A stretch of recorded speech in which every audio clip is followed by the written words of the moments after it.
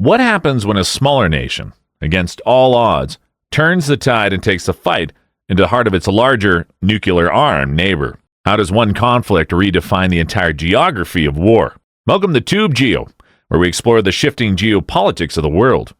Today we're witnessing a pivotal moment in history as Ukraine takes the fight to Russian territory, reshaping not just battle lines, but the entire geopolitical landscape of Eastern Europe. For over 2 years, the world has watched Ukraine get engulfed in the flames of war. The region, with centuries of intertwined history, dating back to the days of the Kievan Rus through the Soviet Union, has always been a focal point for political and territorial struggles.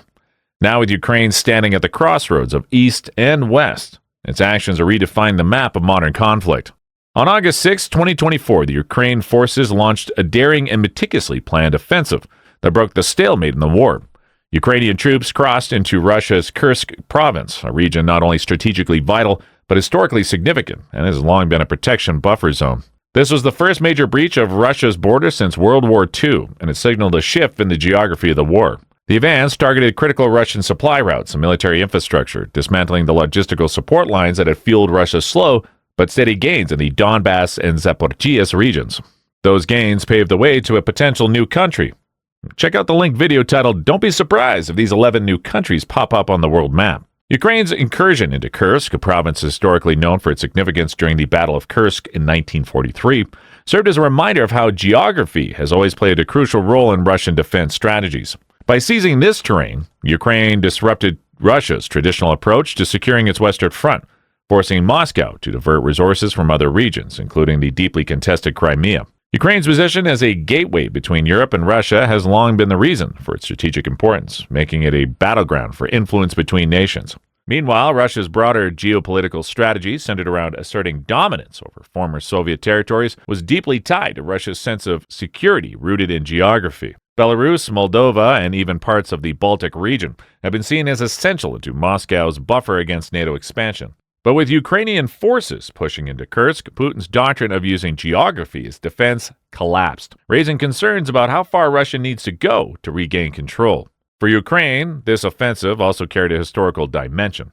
By advancing into Kursk, its forces were symbolically reclaiming the narrative from Russia, a country that has long claimed Ukraine as part of its historical sphere of influence. The geographical location of the conflict is not just about contemporary war tactics. It touches on deep-rooted tensions over territorial sovereignty and identity that have existed between Ukraine and Russia for centuries. However, this audacious move comes with risks. Holding ground in Russian territory means Ukraine must contend with logistical challenges, reinforcing its positions and maintaining supply lines over greater distances. The question now is whether Ukraine, with its forces stretched thin, can sustain its momentum without being overextended. The Kremlin, though momentarily on the defensive, still possesses significant reserves, and the risk of a major Russian counteroffensive looms large. As Ukraine's actions reshape the battlefield, they also reshape the geopolitical map. NATO, having provided essential military aid, now faces new dilemmas. The alliance must balance its support for Ukraine with concerns about further escalation into Russian territory. Meanwhile, countries like China and India, whose economic and strategic interests span both East and West, have urged restraint, wary the broader implications for global security. Geography and history have long dictated the fates of nations, and now Ukraine is trying to use both to its advantage. The Danube River and Crimean Peninsula, and now Kursk, each a key geographic player in this war, are not just places on a map. They're symbols of power and survival in a conflict that has captured the attention of the entire world. Russia is left with several options to fight back. It could launch a major counteroffensive to retake Kursk, but that would mean pulling troops away from its offensives in the Donbass and southern Ukraine. However, a failed counterattack could expose more weaknesses in the Russian military defenses already stretched thin. While its success might push Ukrainian forces back across the border and reclaim their hold over the region, restoring confidence at home. Alternatively, Russia could fortify its defenses, focusing on holding the lines and continuing its slow advance in eastern Ukraine, but allowing Ukraine to hold Russian territory, even temporarily. So the decision may risk eroding Russia's standing not only at home, but also internationally. There's also the nuclear shadow hanging over the conflict. NATO is keenly aware of escalation risks, managing every action carefully to avoid triggering a broader war. But Russia's talk of red lines and the potential for escalation looms over every move Ukraine makes. How far can Ukraine push before Russia retaliates more aggressively? While NATO avoids direct military involvement, its role behind the scenes is pivotal.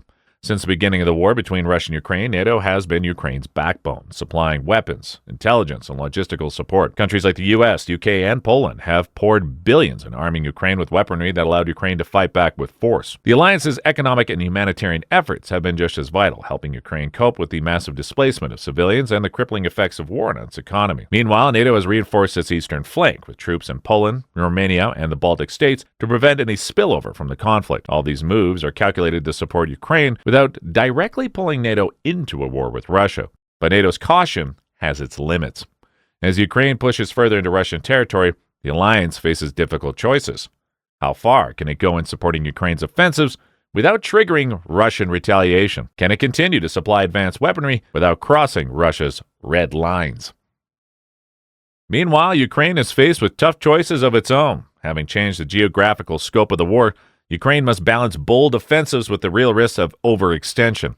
Holding on to Kursk is crucial, not just for symbolic reasons, but for military leverage in future negotiations. Fortifying its positions inside Russian territory would allow Ukraine to keep the pressure on Russia while potentially forcing Moscow into a defensive stance. But every victory comes with risks.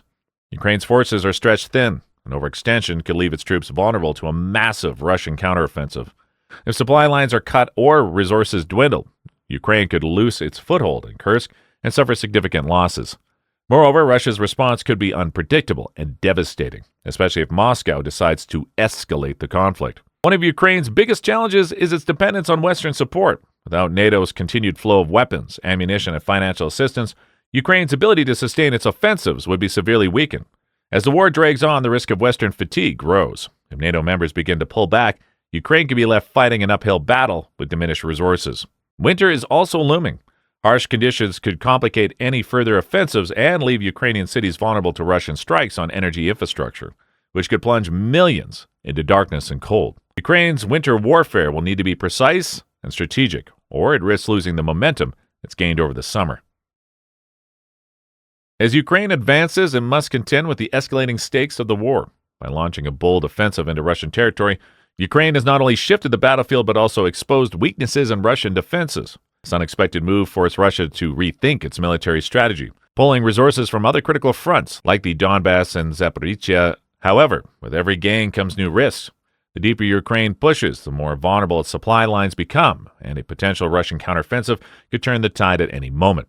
NATO's role in sustaining Ukraine's momentum is crucial. The alliance's support has not only kept Ukraine in the fight but also allowed it to innovate on the battlefield. However, NATO's challenge is to empower Ukraine without triggering a wider conflict with Russia. As the war intensifies, NATO must continually reassess how to provide aid without crossing thresholds that could lead to an escalation beyond Ukraine's borders.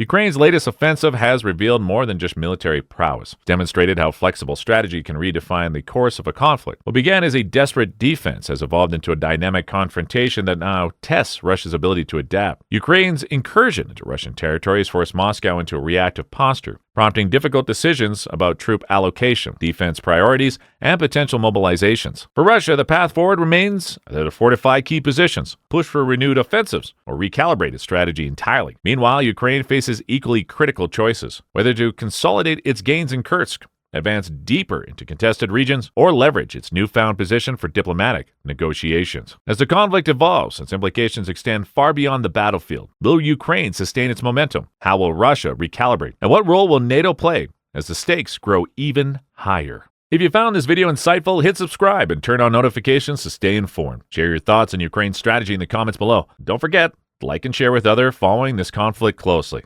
This is TubeGeo. Thanks for watching. Stay tuned as the outcome of this war is still being written.